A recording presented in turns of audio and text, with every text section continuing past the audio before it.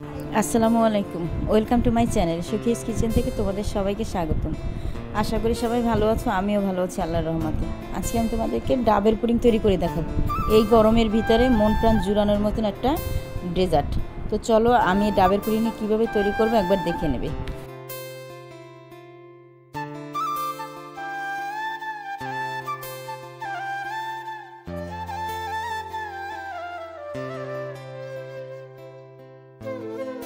তো আমি এখানে একটা ডাব নিয়ে নিলাম, আর ডাবটা কিন্তু খুব একটা একেবারে শক্ত না বা নরমও না, মিডিয়াম সাইজের একটা ডাব নিয়ে নিলাম। তো ডাবটা থেকে এবার আমি সম্পূর্ণ পানিটা বের করে নিলাম, আর বের করে নেওয়ার পর আমি ছেঁকে নিচ্ছি। তো ছেঁকে নেওয়ার পর আমি এই যে ডাবটা কেটে নিয়েছি, আর আমি এখান থেকে শাঁসটা সম্পূর্ণ উঠিয়ে নেব। এরকম করে সাইড থেকে এরকম ছাড়িয়ে ছাড়িয়ে উঠিয়ে নেব। আর শাঁসটা দিয়ে কিন্তু খুব সুন্দর করে আমি ডাবের পুডিংটা বানাবো, যেহেতু ডাবের পুডিং মানেই তো ডাব আর ডাবের শাঁস দুইটা মিলিয়েই কিন্তু হবে। এটা কিন্তু খুব মজাদার একটি কি বলবো, মানে এতই মজা এই ডাবের পুডিং, এটা তোমরা যখন বানিয়ে খাবে তখন বুঝতে পারবে। তো আমি সবটা ছাড়িয়ে নিয়েছি, এবার এটাকে আমি ছোট ছোট করে কেটে নেব। এই যে আমি আমার পছন্দ মতো কেটে নিয়েছি।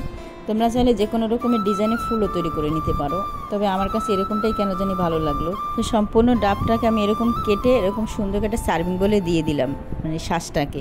তো দেওয়ার পর এবার আমি চলে যাব সেই যে ডাবের পানিটা, সেটা দিয়ে একটা জেল তৈরি করে নেব। এর জন্য আমি এখানে 1 টেবিল চামচ কাস্টার্ড পাউডার দিয়ে দিয়েছি। দেওয়ার পরে খুব সুন্দর করে একটা হ্যান্ড উইচ দিয়ে এরকম মিশিয়ে নেব, যাতে কোথাও কোনো দলাপ না থাকে। এরপর আমি এখানে কিছু চিনি দিয়ে দিচ্ছি, 3 টেবিল চামচ চিনি দিয়ে দিলাম। মিষ্টিটা তোমরা তোমাদের পছন্দ মতো বাড়িয়ে কমিয়ে নিতে পারো। যাই হোক, এটাকে খুব সুন্দর করে অনবরত নেড়ে চেড়ে নেব। 2 থেকে 3টা বলক দেবে, বেশি দেওয়ার প্রয়োজন নেই, তাহলে কিন্তু আবার বেশি শক্ত হয়ে যাবে জেলটা। এদিকটাও কিন্তু খেয়াল রাখতে হবে। তো 2 থেকে 3টা বলক দেওয়ার পরে আমি এবার এটাকে নামিয়ে নেব। আমি কিন্তু বেশি একটা জাল করিনি। এবার এই যে এই মিক্সিং বোলটার মধ্যে সম্পূর্ণ পানিটা দিয়ে দিলাম। দেওয়ার পরে আমি এটা কিন্তু কিছুক্ষণ বাইরে রেখে দেবো, মানে ঠান্ডা কম হওয়ার জন্য। ঠান্ডা হওয়ার পরে আমি এটা ফ্রিজে রাখবো 1 থেকে 2 ঘন্টা, এর বেশি রাখার দরকার নেই, এর মধ্যে এটা জমে যাবে।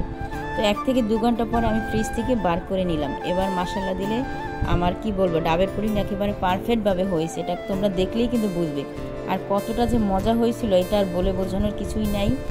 এই ঠাডা পড়া গরমের ভিতরে এরকম একটা মজাদার ডাবের পুডিং হলে তার কোনো কথাই থাকে না, মন প্রাণ জুড়িয়ে যাবে। তার চাইতে বড় কথা, খেয়ে তোমরা তৃপ্তি পাবে, এত মজা। এই ডাবের পুডিংয়ে কী কী উপকরণ লেগেছে সেটা তোমরা ডেসক্রিপশন বক্সে পেয়ে যাবে। তবে ভালো থাকবে, সুস্থ থাকবে, তোমাদের জন্য আবার মজার মজার এরকম রেসিপি নিয়ে হাজির হবো। সে পর্যন্ত সবাই ভালো থাকবে। আজ এ পর্যন্তই, আল্লাহ হাফেজ।